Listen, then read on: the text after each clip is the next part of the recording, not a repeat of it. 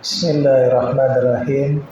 Alhamdulillahirabbil alamin wassalatu wassalamu ala Rasulillah wa ala alihi wa sahbihi wa mawalah ma ba'd.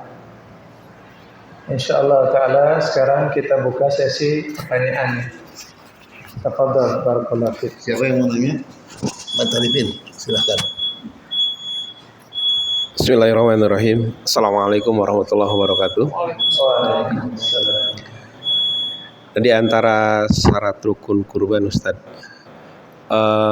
pengkurban itu biasanya atau secara syariat dapatnya berapa bagian untuk dagingnya sendiri? Iya. Seperti itu Ustadz. Iya, Masya Allah, tabarakallah. Ini memang kita belum bahas semua ya. Ini kan baru ringkasan. Global. Nah, ya global.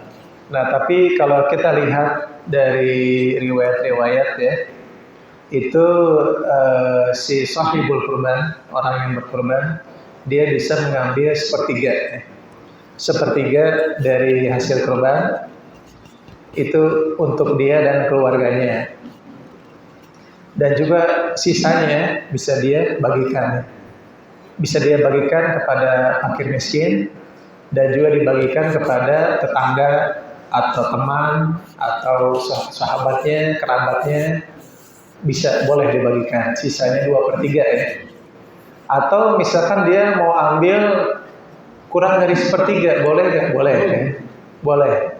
Hatta kalau misalkan dia nggak ngambil misalnya, itu pun diperbolehkan, meskipun yang afdal dia mengambil untuk keluarganya kan. Takutnya keluarganya juga pengen makan kambing misalkan, atau sapi, atau apa yang lain.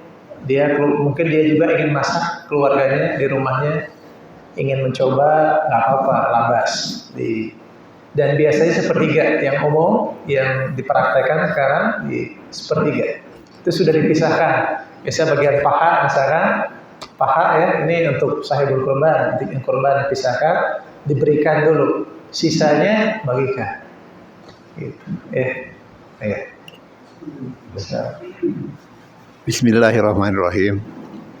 Ustaz mau bertanya, masalah kurban ini kan diisyaratkan waktu Nabi Ibrahim bermimpi untuk menyembelih Nabi Ismail anak putranya. Pada waktu itu kan belum ada kewajiban kurban sunnah kurban ya. Betul. Kemudian pada sesudah turunnya Taurat dan Injil itu juga belum ada perintah kurban di situ, atau bagaimana Ustaz? Iya. Yang ke satu itu. Yang kedua, karena kan tadi disebutkan pada tahun 2 Hijriah di Madinah, baru disyariatkan kurban. Iya. Jadi jeda yang ke belakangnya tidak ada ya, belum ada itu. Iya. Apa begitu atau tidak? Yang kedua, pertanyaan Ustaz, ini keluar dari konteks. Anak tadi membaca surat Al-Imran ayat 54 soal makar orang-orang kafir terhadap Allah. Allah lebih hebat makarnya daripada mereka. Ini berkaitan pada waktu itu rencana mereka Bani Israel untuk membunuh Nabi Isa kan, kalau nggak salah di situ ya Ustaz. Dan Allah menyerupakan orang yang memberikan alamat Nabi Isa kepada orang kafir, orang Israel itu. Apa begitu Ustaz? Mohon penjelasannya. Iya. Ya, terima kasih. Assalamualaikum warahmatullahi wabarakatuh.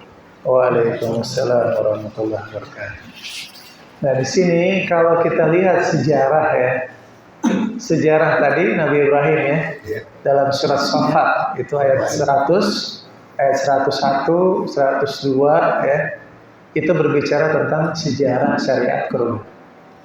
Nah, tapi memang di syariat kurbannya itu mirip seperti syariat sholat. Syariat sholat di zaman Nabi-Nabi dan Rasul sebelum Nabi Muhammad ada. Syariat sholat itu sudah ada. Tapi tadi ada perbedaan dengan syariat sholat di zaman Rasulullah Sallallahu Alaihi Wasallam dari segi waktu juga, waktu pensyariatannya dan caranya, dan juga tata caranya ada perbedaan. Sampai di zaman Nabi Musa Atau ketika Nabi Muhammad Isra Mi'raj dan diberikan perintah sholat 50 waktu, apa kata Nabi Musa? Umatmu tidak akan sanggup. Betul gak sekarang? Terbukti gak? 5 waktu saja sholat, bagaimana kita?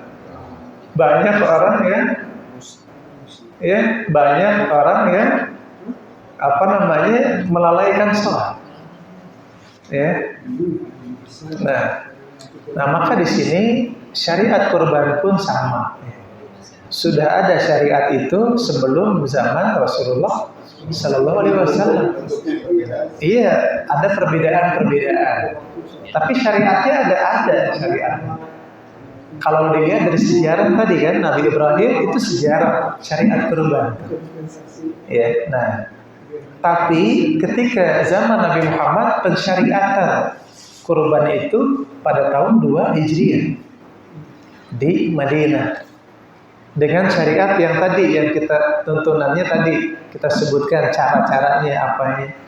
Tapi yang zaman dulu adakah syariat kurban? Ada, dengan aturan tuntunan sesuai syariat mereka pada masanya. Karena dalam Taurat, dalam Injil, dalam Zabur itu diturunkan Allah Subhanahu wa taala, itu syariat. Itu syariat di situ. Makanya ada yang menyebutkan di dalam Injil disebutkan tuh tata cara sholat. Ada dalam Injil.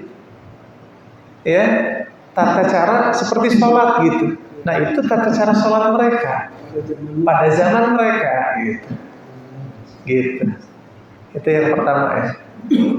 Kemudian yang kedua tentang makar ya.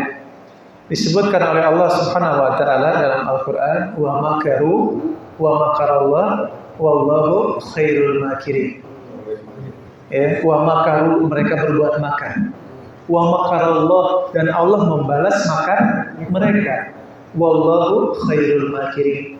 Allah lah sebaik-baik pembalas makar.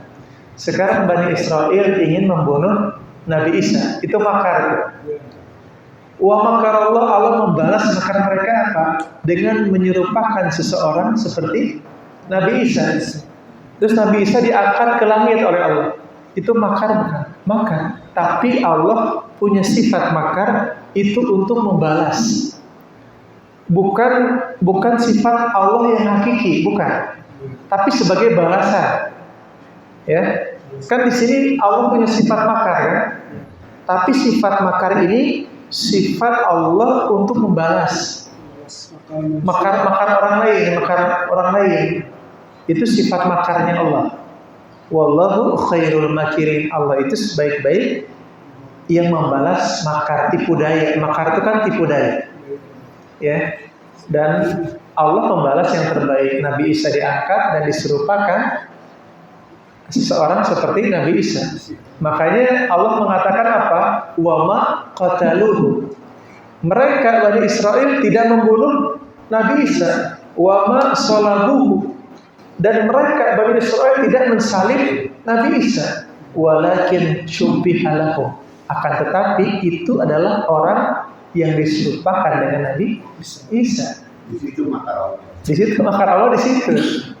Ya. Orang yang seperti Nabi Isa. Iya. Gitu ya. Ya. Ya.